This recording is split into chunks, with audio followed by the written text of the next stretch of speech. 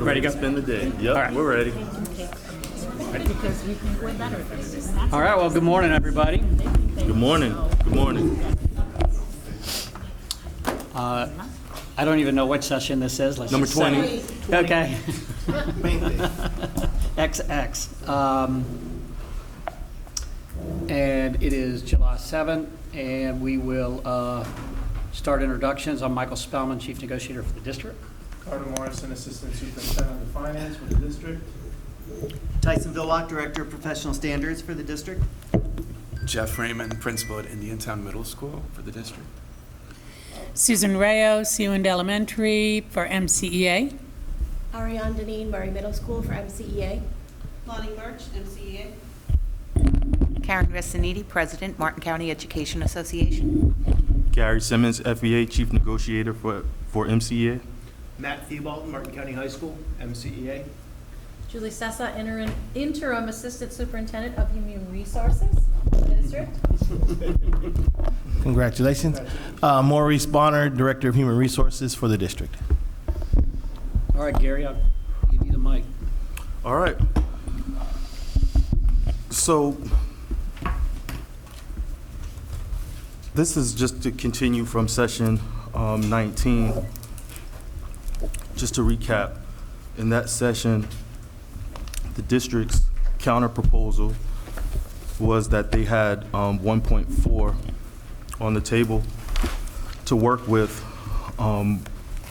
Our proposal for recurring raises were rejected, and we were informed that the school board would only consider pay for performance recurring raises to our salary.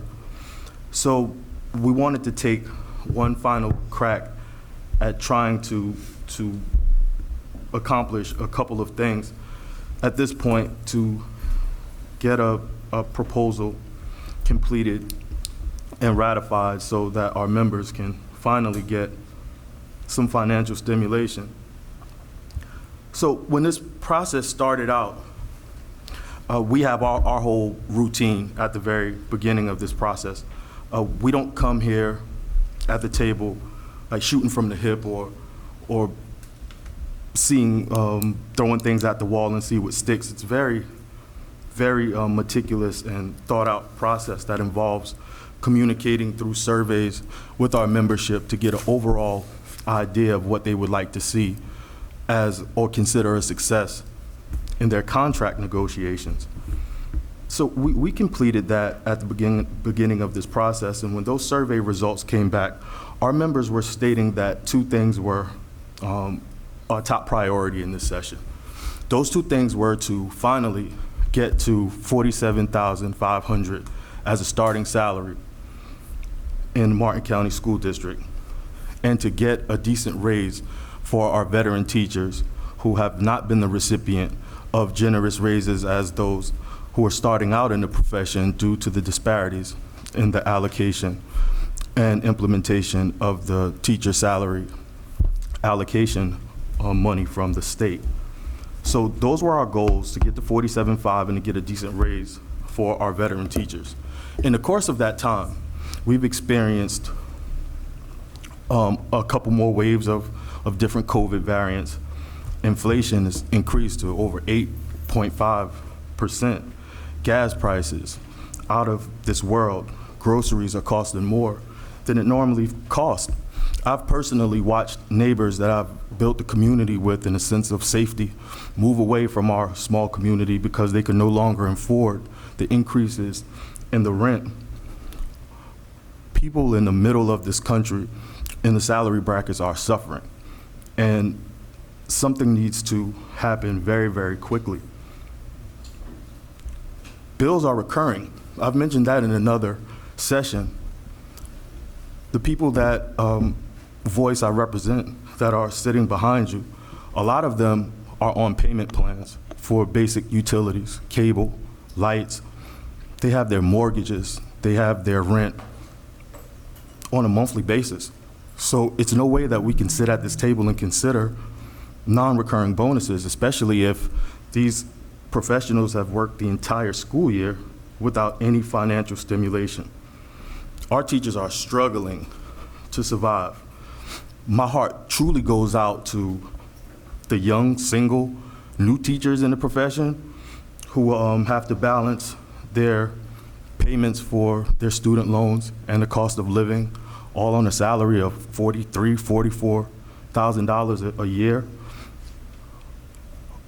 Our veteran teachers who aren't married and don't have a partner to help stimulate the income and has 100% of their living expenses on their $44,000 salary.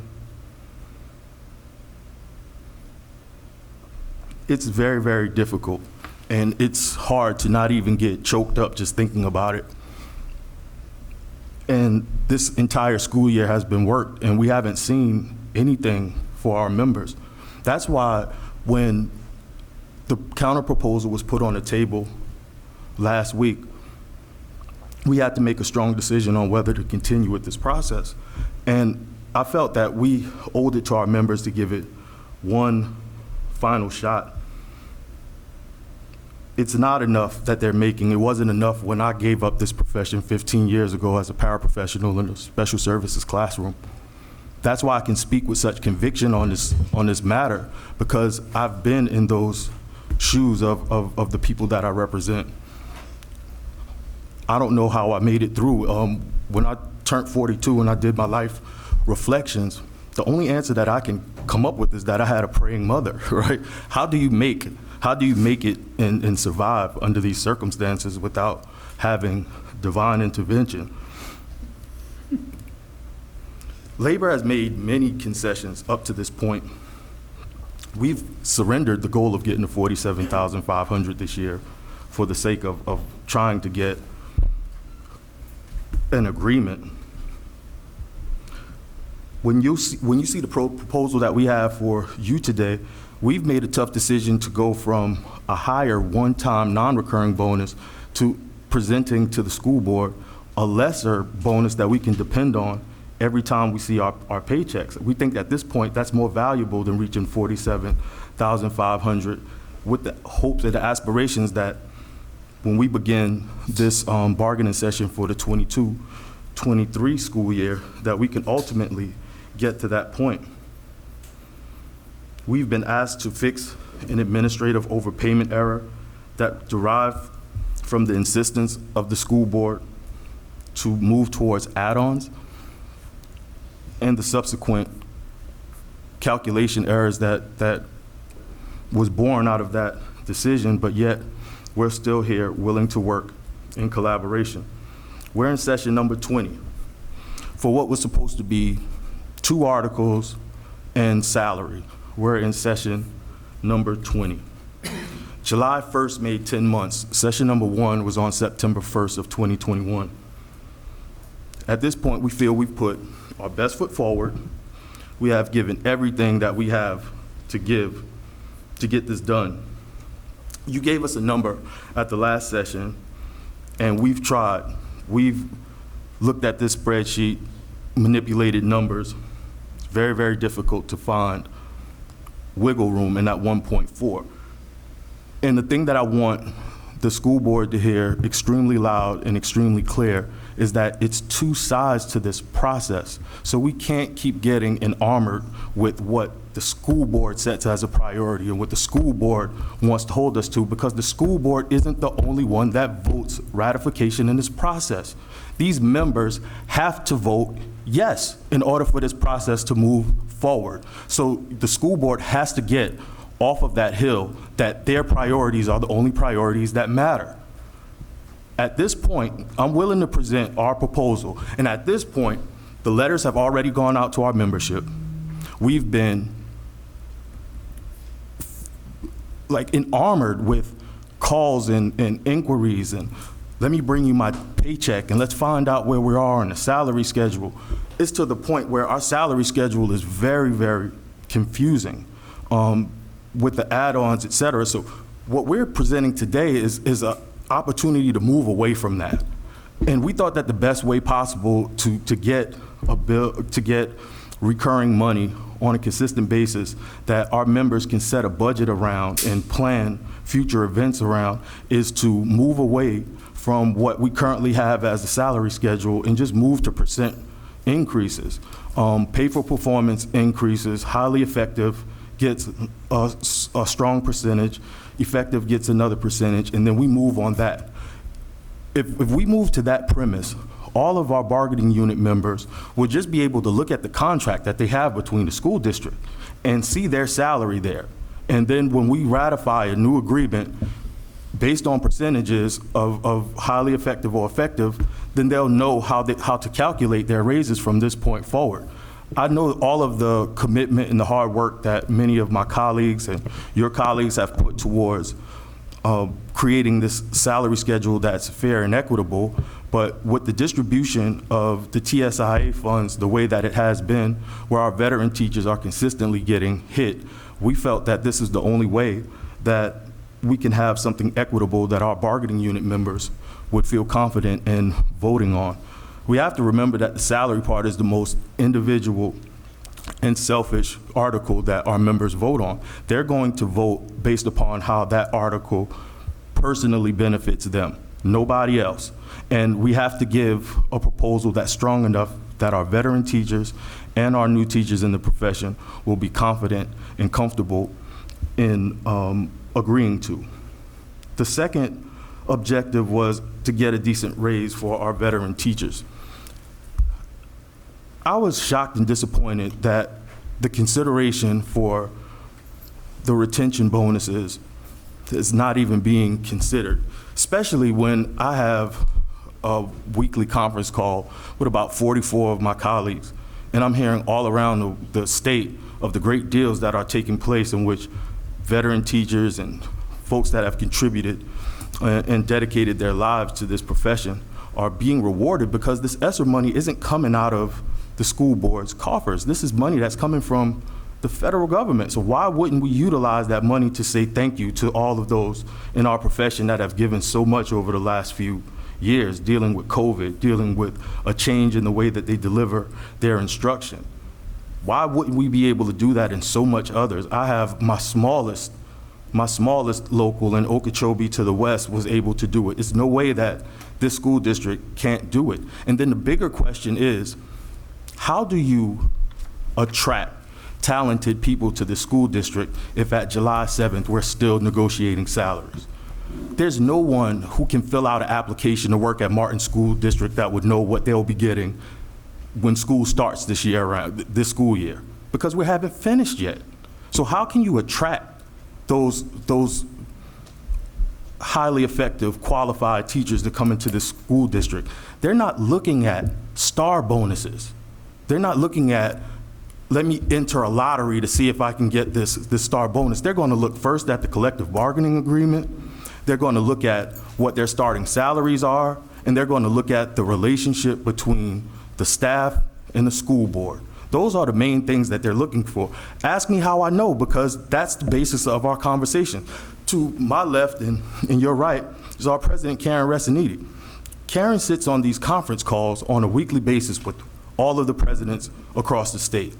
Ask Karen how much inquiries do she get on a weekly basis from teachers that are interested in coming to work at this school district. And she has to give them her vote of confidence on whether or not you should even waste your ink applying to come to the school district. How can she confidently recruit good teachers to the school district if she's in 20 sessions to get 2 articles and salaries done? And ladies and gentlemen, I don't want this to get lost as if this is directed to the folks that are at this table. You all have made a commitment, just as we have, to come to this session every time it was scheduled and put our best foot forward. I want my words to be clear, concise, and concrete, and directed at the school board of this district. This is who these words are for, not the great people at this table who have collaborated on many things outside of the bargaining process and have many successes in doing so. The words that are coming out my mouth are directly aimed at the school board of this county. We have to do better by our people. It's imperative that we do better by our people. At this point in time, I would like to get up to the podium and introduce to you what we feel is the best thing that we can put forward at this time. If the school board isn't in agreement to at least looking at this and taking into consideration that 1.4 put us in a box that we could not get a deal that would pass ratification, they're going to have to look at a little bit more money. And it's not much, but it is indeed a little bit more. If the school board isn't willing to take that into consideration, then we're going to have no other choice but to move forward in the next part of this process. And maybe it may be for the good of negotiations moving forward. So allow me a second to get the presentation, well, the spreadsheet ready. Yeah, I'll give you the Q1 too.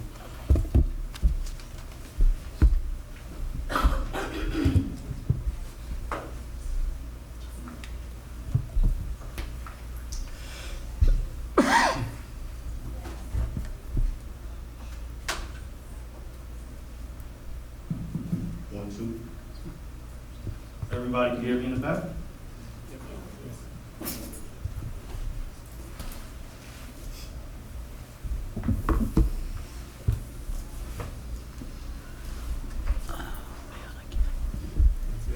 Yeah. So what you're seeing here initially is what we started out with. Yeah. So what we started out with, the way that we were trying to progress was to give everybody a flat raise. And this one, we were moving towards 1,600. If you can recall, the previous proposal was 1,800 because we couldn't go less than 1,800 in order to get to 47.5. So we've had great discussions with our team and some of our members.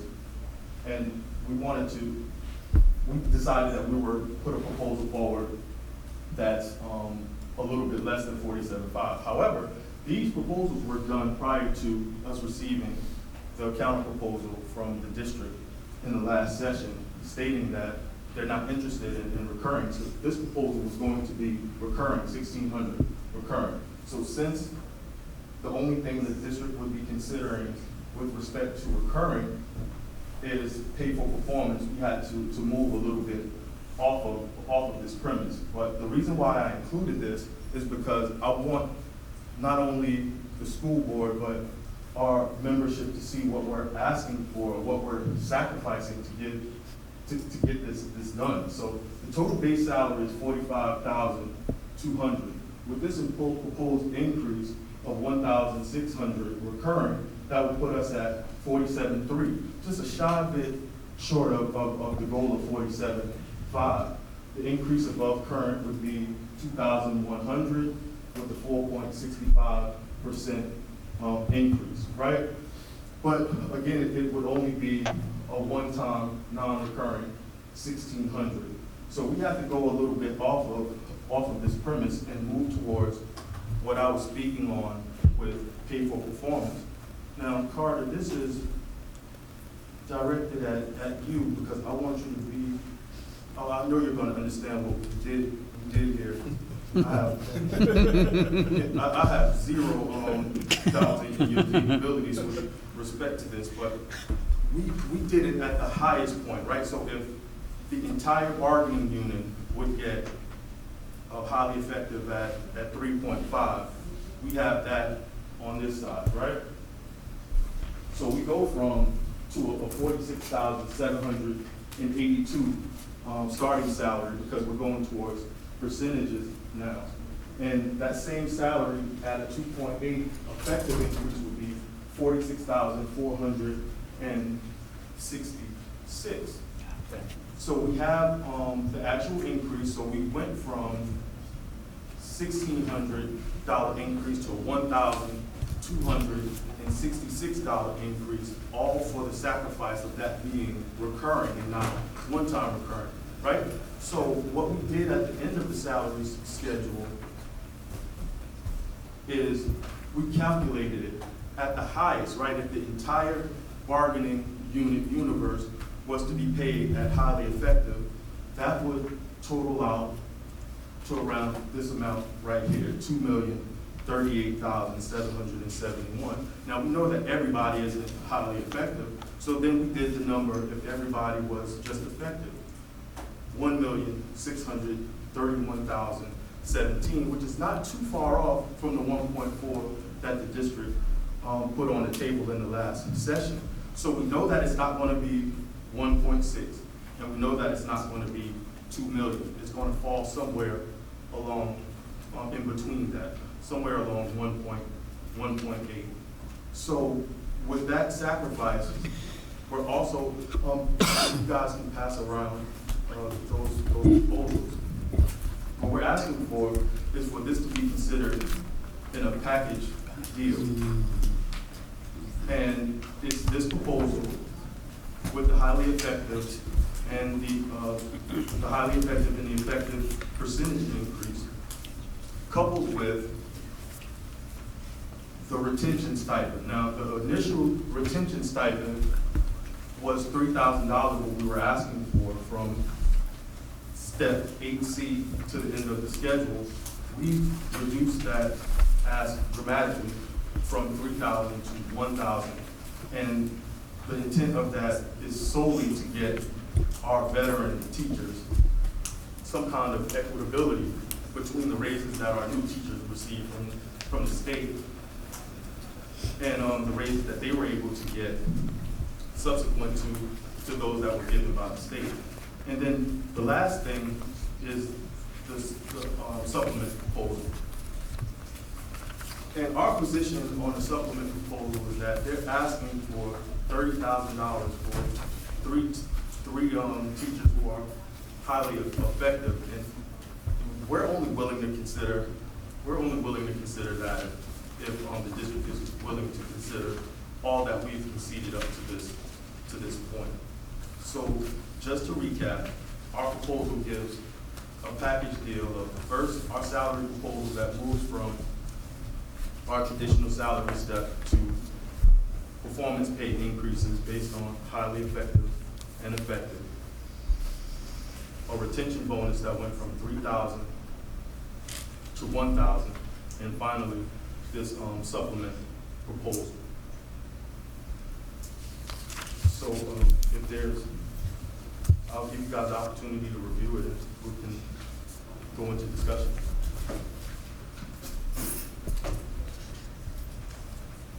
So Gary, I'm looking at column. Can I ask a question? Yeah, of course. So I'm looking at column Q, right? That 1,631,017 is based on the assumption that everybody's effective. Got it. So if that were to be true, which we had provided you the data, we know that's not true, but that's okay. Where in your spreadsheet have you included the cost of the benefits, which is your FRS at, which is your Social Security at 6.2%, your SS at your Medicare at 1.45, your FRS at 10.82%, workman's comp, etc. That comes up to about 19.54%. Just some rough math on that, right? Would bring your proposal. Should be about the same as Carter's 20% for fringe, because that was 1.891. So I would imagine it was about 342,000. So if I took your 1,631,017, right, and I multiplied that by 1.1954, right, I get 1,949,717 and change.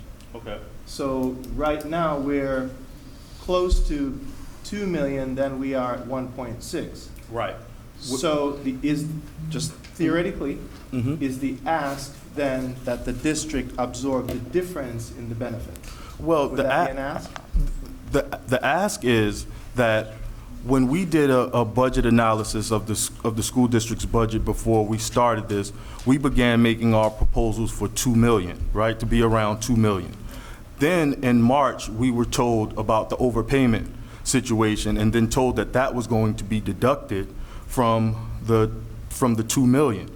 And what we're saying is that that's not our fault. And we shouldn't be put in a box to negotiate at a lesser amount because of an administrative error on the district's half. So the respectful answer to that is, I understand that it's more than the 1.4. Our ask is for them to find the money like they did for the site administrators when they found that money and passed that budget previously. So that's all we're trying to do. And if we want assistance and collaboration on trying to find it, I have my colleagues that are more than willing to look for it, to help look for it. So I'd like to address what was brought up at the last session regarding raises for administrators. And we've got administrators here on my team. And by a show of hands, can you put up your hand if you got a raise this fiscal year, 21-22? Okay. So as I explained at the last session, that was a budget cleanup. That was when we passed the budget, there were some raises that were given for AFSCME, et cetera, and for other groups that were not budgeted appropriately. So it is a mid-year budget cleanup. That's all that is. Matter of fact, on the upcoming board agenda, we probably have some cleanup for instructional. And I hope that you understand that as well. Right. Where I'm going with the question, because once we caucus, I'm going to have to obviously call I understand. my bosses and say, okay, here's where we are, and we have to make some decisions. Can you tell me about column K? I see the 1891200.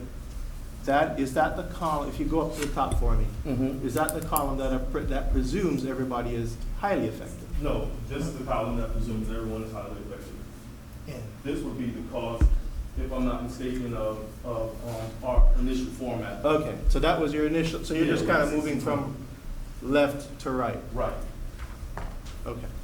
And I'm going to send you the entire spreadsheet so you can hide what you don't want to see, so you can just look at the percentage proposal.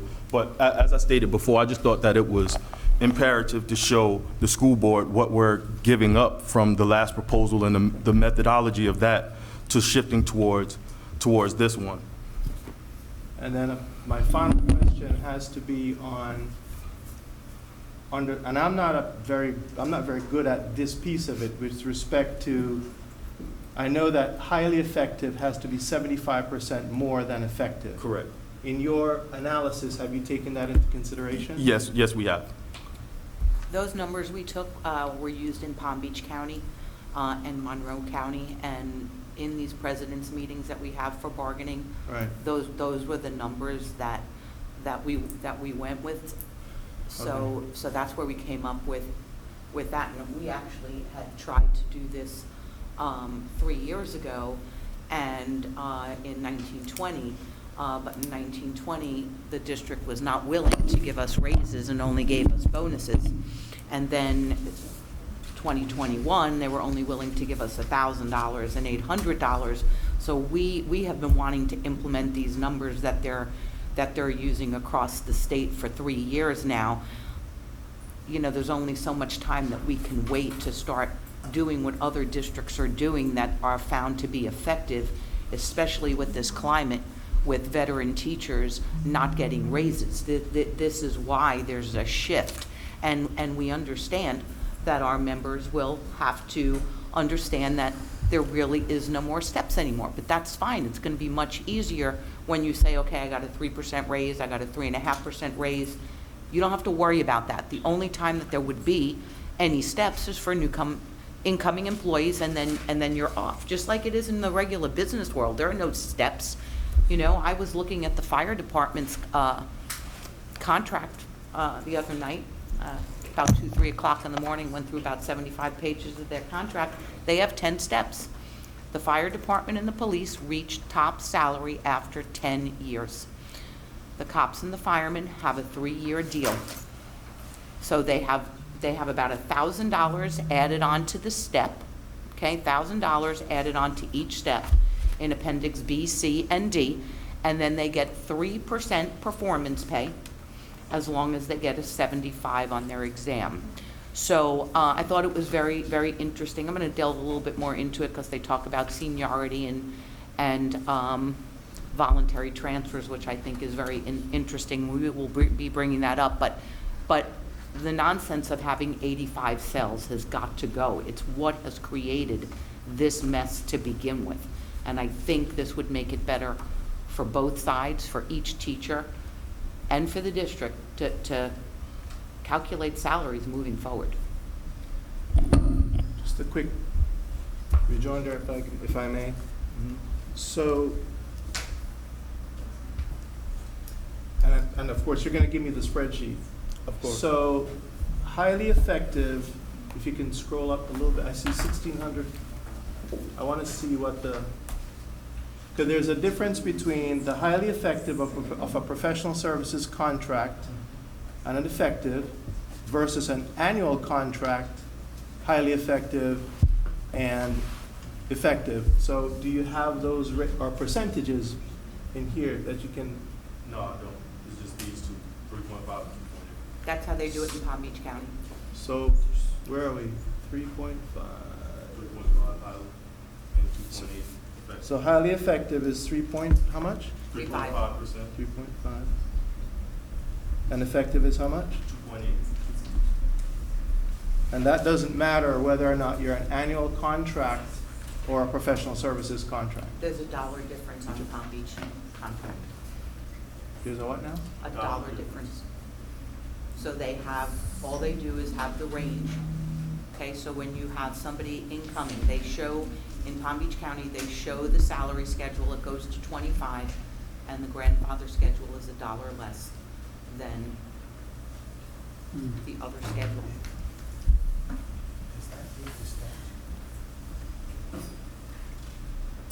I'm sorry, It's okay. my question to that is, I know there were some statutory requirements on the pay for performance, and I don't know without going to look. I actually think it does. It does? Okay. Because when we first negotiated I want to say it was about 07, 08, I was in Indian River at the time. And Graham Picklesheimer, that blast from the past, we sat at the table and negotiated it. That was actually one of the proposals that IRCEA made at the time, that as long as it was less, and that's why they put the dollar. So the And I think published schedule. I think technically he was correct. Yeah, the published schedule for Palm Beach indicates that the grandfather schedule is less. Thank you. But I do You're believe welcome. the statute calls for the difference between the professional services and annual. So you're saying that you have your proposal here would be, for the annual, would be $1 less? Is that kind of what you're going with? On the schedule, it would be $1 less. On whatever that schedule is, it shows $1 less. I don't think teachers will miss $1 when they've been getting letters that they're missing $14.50, $15.50. Okay, so. Basically a schedule.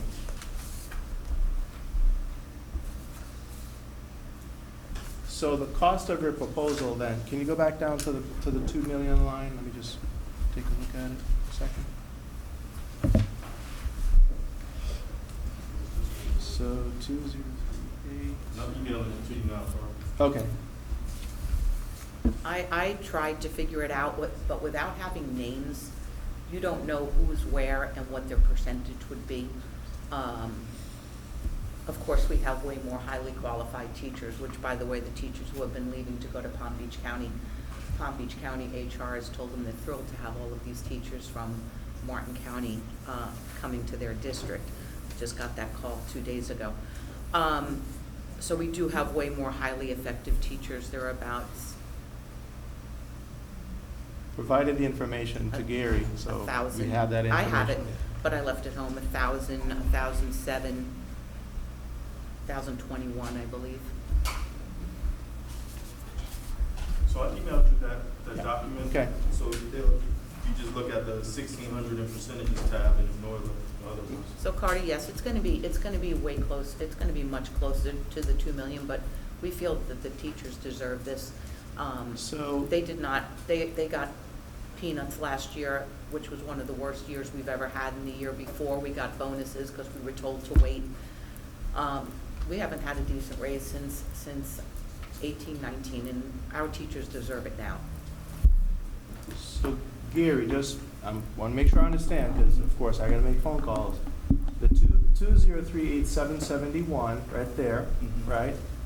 After I include the cost of benefits comes to 2,437,146 and change, right? Right. We know that we're calling it a prepayment or overpayment of 600,000, right? So the total cost is more in the neighborhood of about $3 million at this point. That is extremely on the high end. That's if the entire bargaining unit was highly effective, which we know that's not Right. the case. I have Okay. to question that math, though. Yeah. If you've already paid it out, then you're not paying it again. You need to take it Correct. away, Which is not add it Which is why on. we reduced the 2 million to the 1.4. But what I'm saying is your proposal today, if we agreed with, and I understand you're working between two parameters, Right. right? And it's going to fall somewhere between the middle. We just wanted to give you the highest, knowing that it won't be that amount. Right. And the lowest, knowing that it wouldn't be that amount, but it will fall somewhere along the middle. And that's why I stated what I said before, because you can't just talk about what the school board's parameters are. If we have to work in collaboration to find the money, then let's do that, because we can't go any lower. As I stated, we've made numerous concessions already. We've let go of 47.5. We've let go of generous raises for our veteran teachers for every year since I've been bargaining as the chief negotiator for Martin County Education Association. So it's at this point where we've given all that we can give without offending our professionals and asking them to vote on a contract that barely puts them in the, they're catching up. Like, that's what I want the school board to understand. They're catching up. So they haven't had this stimulation. They've experienced inflation, et cetera, all based off of what they agreed to last school year, 2021. So they're catching up. They have bills. They've put things on payment plans, right? They need to get caught up. And I think the school board definitely has to understand that, especially if they have interest in recruiting teachers that they've lost already.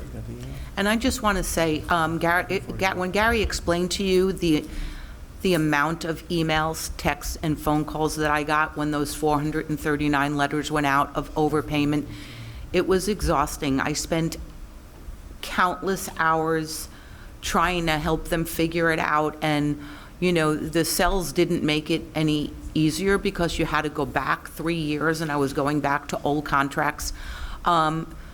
These 439 teachers, along with the teachers who were waiting in anticipation to find out if they were going to get that letter, they've had it.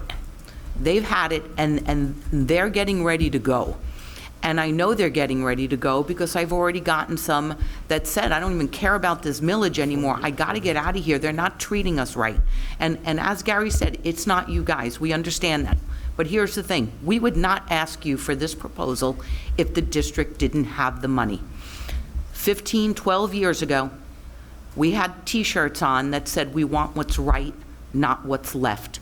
And I feel that that's what we're getting stuck with today. And the teachers and the staff, for that matter, should not be getting what's left with the 3 years that we endured in these classrooms. It's time to step it up. The teachers have stepped up, the staff has stepped up, the board can afford this.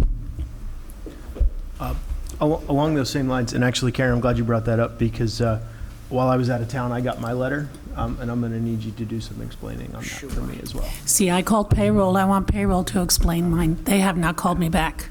Okay. Because they're inundated, that's why. So Carter, my question to you, and I'm directing you because it's a financial question. Statutorily, what's the school board's or the district's requirement to keep in reserve? The board's policy is 5%. Which exceeds the statutory requirement of 3%. And that is not unusual for school districts across the state. Correct. To have a higher percentage than what the statute requires. Mm-hmm. Unfortunately, I was part of the experience in the 2007-8 recession when Indian River was at 5%, and the state cut our budget by $4 million, and we dropped to 1.1%. And, So, new, if you were Yeah. paying attention to the last budget workshop, the board does not want to be in that position again. Absolutely, and I think that that's a smart financial decision. I actually spent my 4th of July visiting with a friend who's an economist, and she agrees that that's a pretty smart financial move. My follow-up question then is, what does the district currently have in reserve right now? As you asked the question the last time, we are closing out the books right now. I cannot answer that question because we're having projections being done. So more than likely, it probably exceeds that 5%, though, correct? I'm sorry? The It last, probably We exceeds. are closing the books. I cannot answer the that last question. AFR said 13.6, so you're saying that it's fluid? It could be higher than 13.6, or it could be lower? I'm That not sure was where you got the 13.6. It was- I stood here last year and I explained the fund balance in detail, which includes 10.5, almost $11 million in revenues set aside for teachers for millage. For millage. I went through it step by step by step. Okay. Your representative stood there and said, oh, look at this, the school board has $30 million in fund balance that they don't want to give to you. And I explained it step by step by step, category by category by category. I understand. So we'll caucus. Yeah, guys, have any more questions? Carter, I have one more. Can you tell me the dollar amount of a 5% surplus or a 5% fund balance? What's the dollar amount on that? It depends on the revenues. It depends on the revenues that we collect. Based on last year, how about last year, since those books are already closed? What was the 5%? We have our financials published on the website. You can take Matt, a I look think at I it. can answer that. Thank you.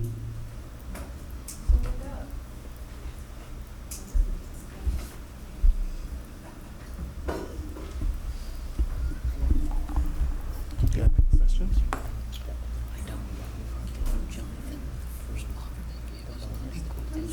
He did. Yeah, he did. What was that? When we did the math, I don't remember. Yeah. 2005. No, it's fine. We'll talk.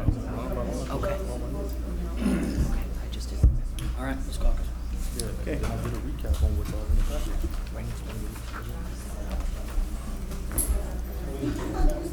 Yeah, we're gonna caucus. All right. So when I got my letter, I tried to find. Matt, I see you trying to wedge our team. We won't put up with that. It's not hard, Michael. All right, thanks for the indulgence. I promise we're working on this stuff the whole time. And we have an understanding of what you want. Let me start with the result first and work backwards. So the result is this is a package, which good for you for using that term, but we reject it as a package, okay?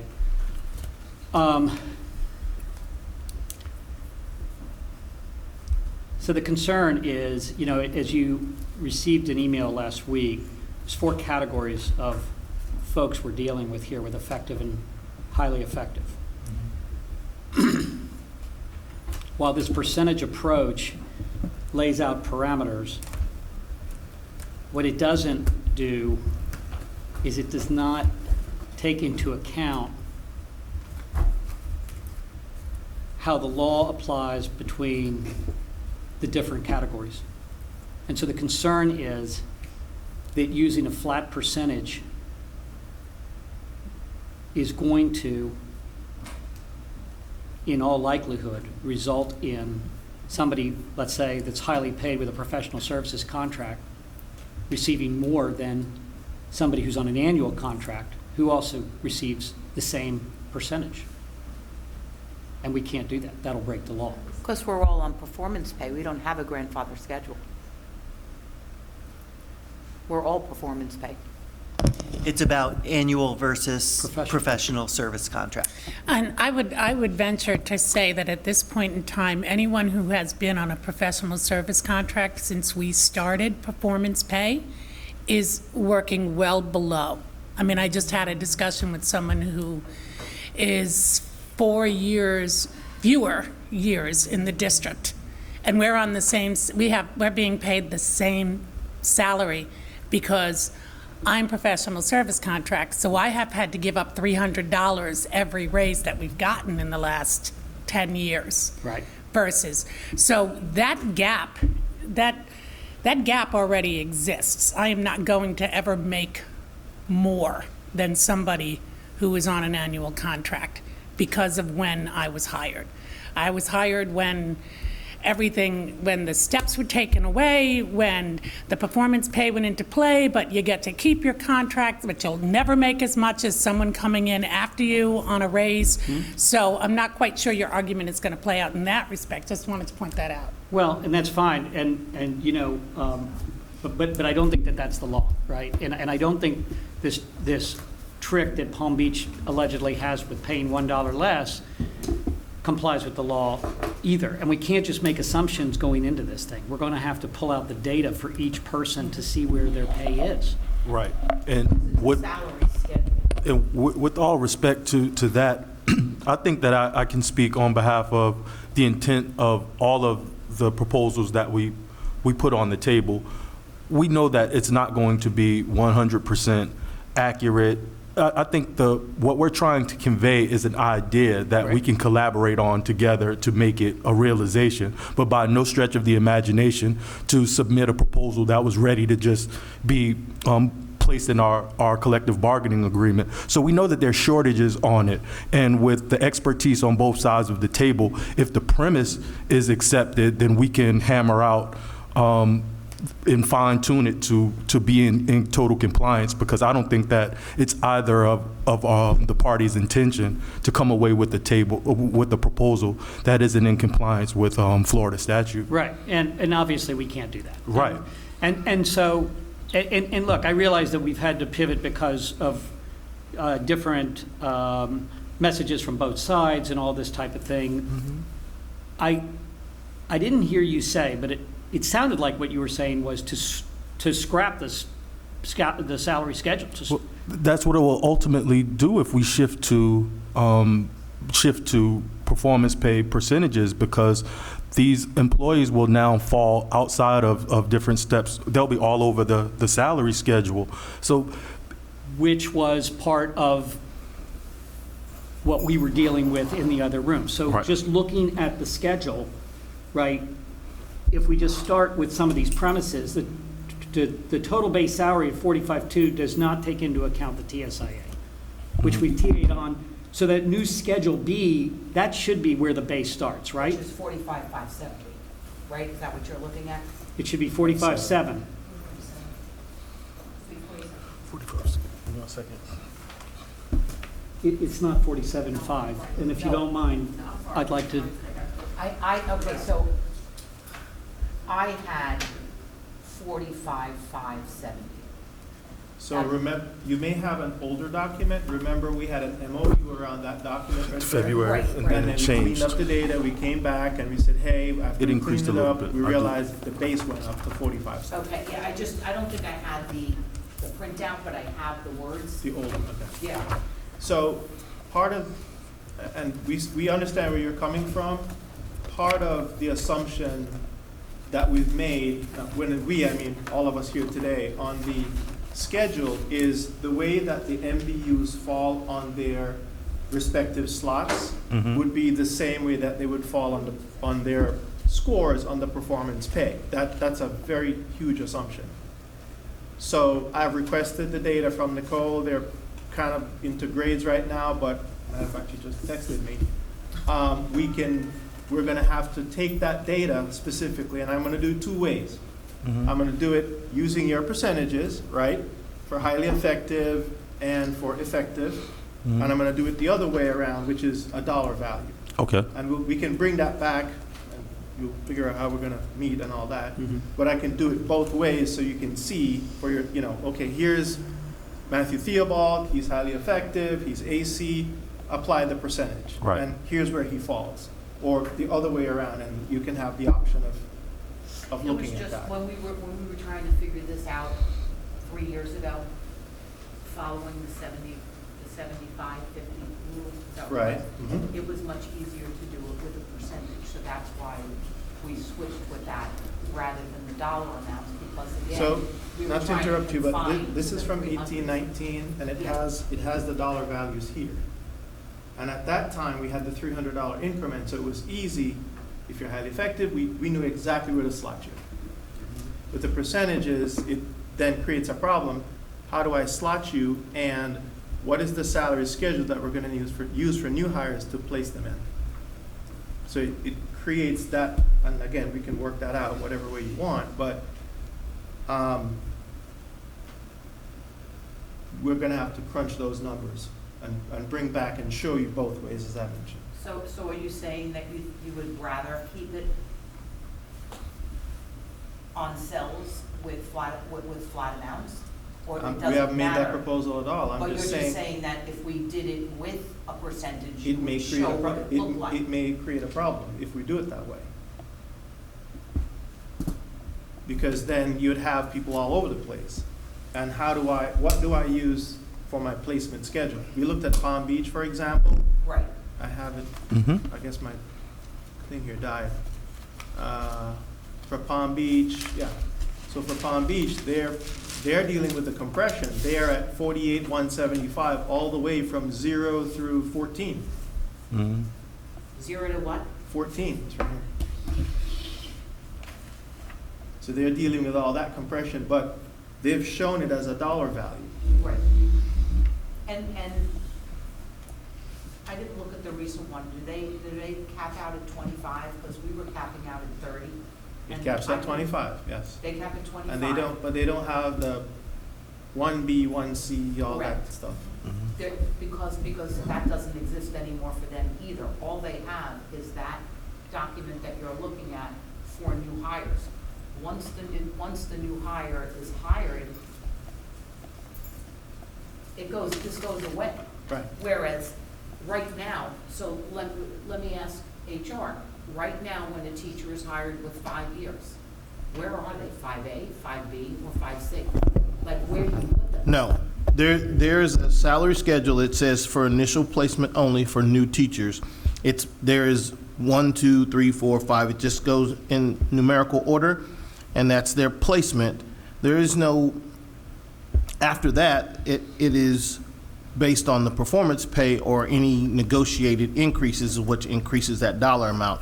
They don't, and it is as it states on that schedule, it is for initial placement only based on years of experience. And Okay, to be because clear, that's not in the contract.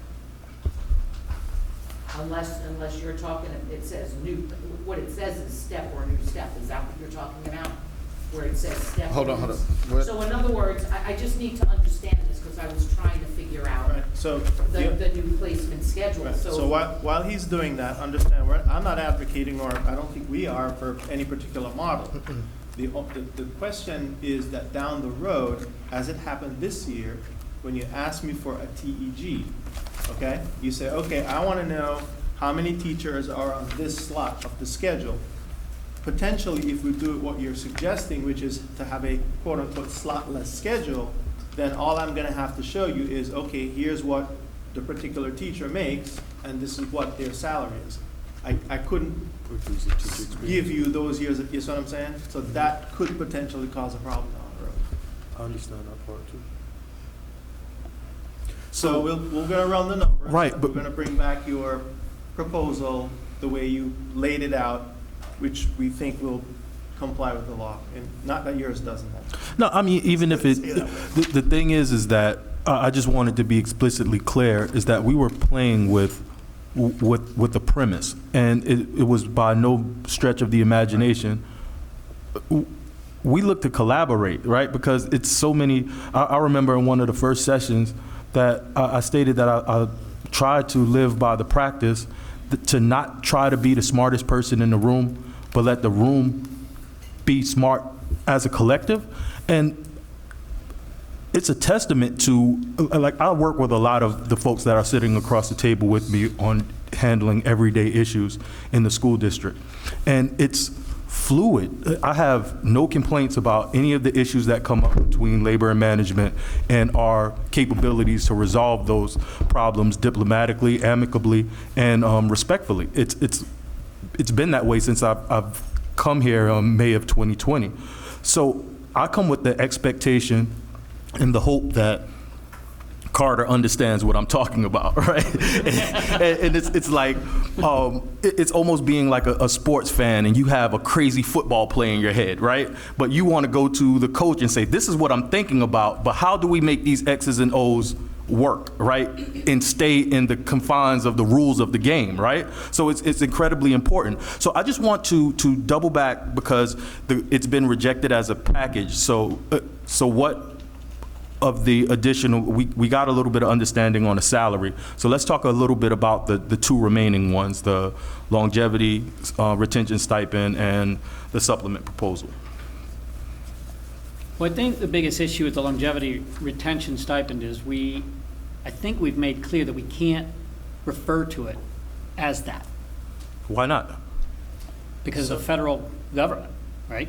Well, So- I have two of them that's been executed in Okeechobee and Indian River, and it's called the longevity and retention stipend. And we have received no kickbacks. As a matter of fact, we're looking to try to do it again in a couple weeks. So I don't understand when the majority of my colleagues have negotiated very, very similar language.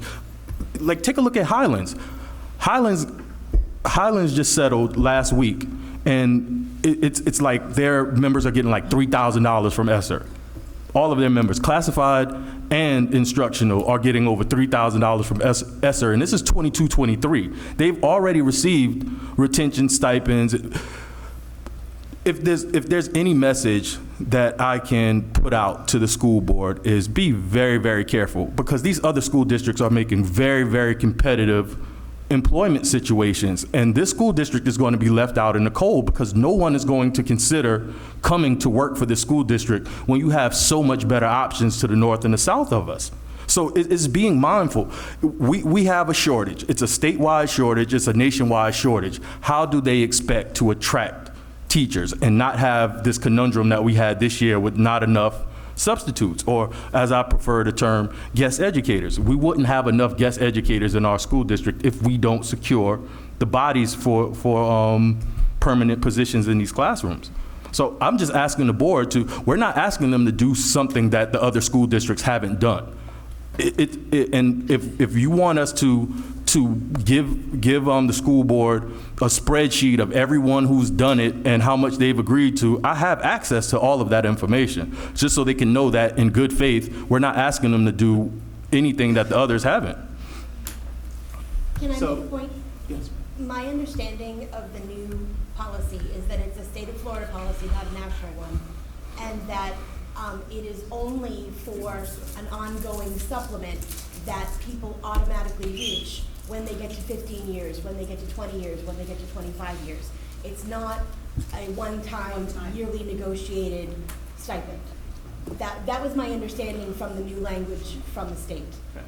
I could be wrong about that, but. Well, I just think that just moving forward, we can focus on the salary proposal, but if the district isn't going to consider our longevity and stipend proposal, then we're not going to consider their supplement proposal. So both of them will just be a waste of trees this morning and in this afternoon session. So we can 100% focus on the salaries, but it's no way that we're going to agree to 3 teacher salaries at $30,000 a pop when we can't even get retention to satisfy. Like, we've made some concessions, and the concession that you're asking us to make with the rejection of that retention stipend that's not coming out of their coffers, that's the way that we were going to make our veteran teachers have at least some kind of equitable raise to what the new teachers got over the past of the couple years. And if that's not a concern of the school district, neither is that STAR bonus proposal. So it's all washed away, I guess. So we're fine with that, as long as they're fine with not having that STAR proposal with our signature on it. It's unfortunate, but that we have no other choice. We've made too many concessions already. Carter, what did you want to say? I just wanted to be- Am I doing what now? You wanted to say something. and I just No, wanted- that's fine. It's a moot point at this point. It's moot at this point. I think that we try to figure out the next date that we can come back after we work on that salary proposal. Well, the 13th is, we've already set up another session with AFSCME at 10 a.m. I don't know if. I had that blocked out for arbitration, but it got moved to the 27th. The 13th is looking pretty good for me. That's next week, Wednesday, right? It is. You guys got your board meeting that evening? You got your board meeting that evening? Yeah. Tuesday. Oh, it's It's Tuesday? not, it's the 19th. The 19th. It's the 19th. 19th. Yeah, executive board on that. But I mean, if we can meet early again, there wouldn't be no need to. You guys thinking early morning or afternoon? No, because we got 10 a.m. 10 a.m. for AFSCME. 10 a.m. for AFSCME? And you guys had AFSCME yesterday, right? Yep. We do. So you'll be here on the 13th. So that's gonna be remote. Let's see. For, What about the 14th? Is the 14th available for you? Like a week from today? If not, we could work 13th afternoon. I could see if the afternoon of the 13th would be more beneficial.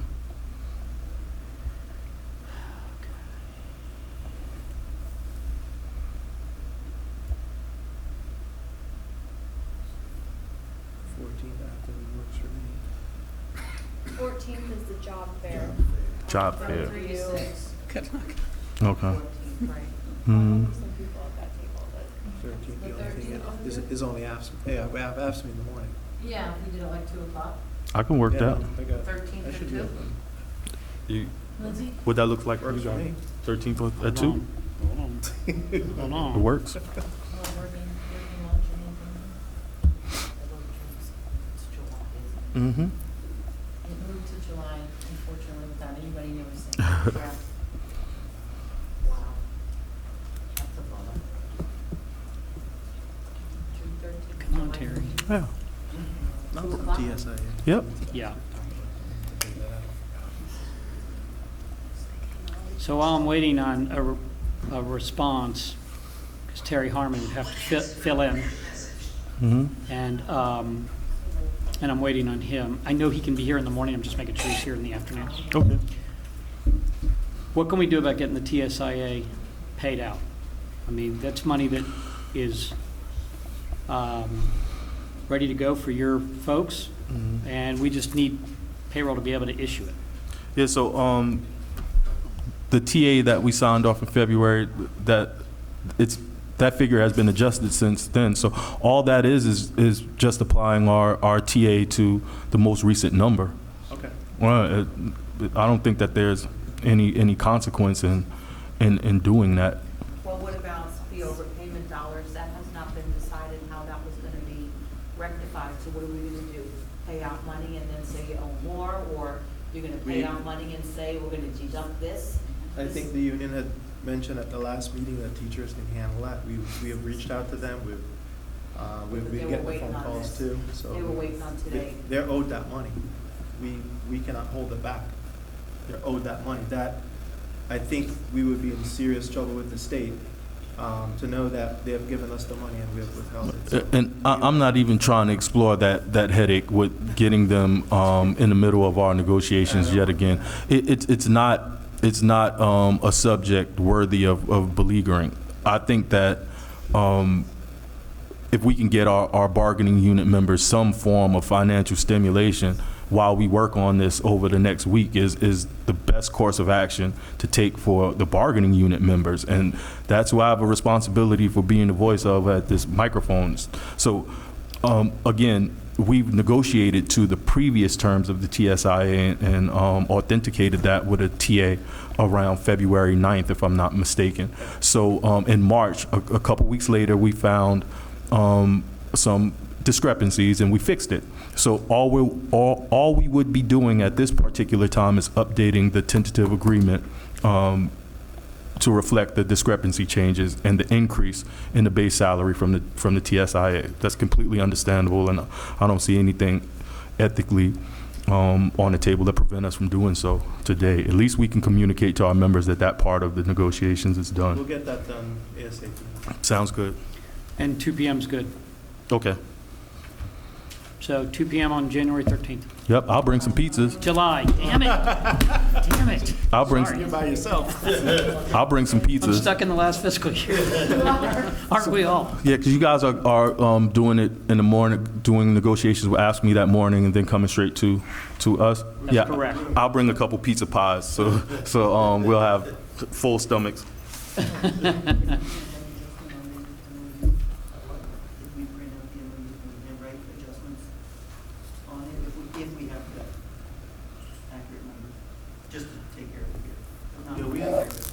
I can email it again, but we had provided that copy, but I can email it. But we got verbal approval, I don't, Yeah, there's no, seems to be any issue with that. yeah. I'll email it again, and you can just TA off on that. Definitely do that. The last time. And then,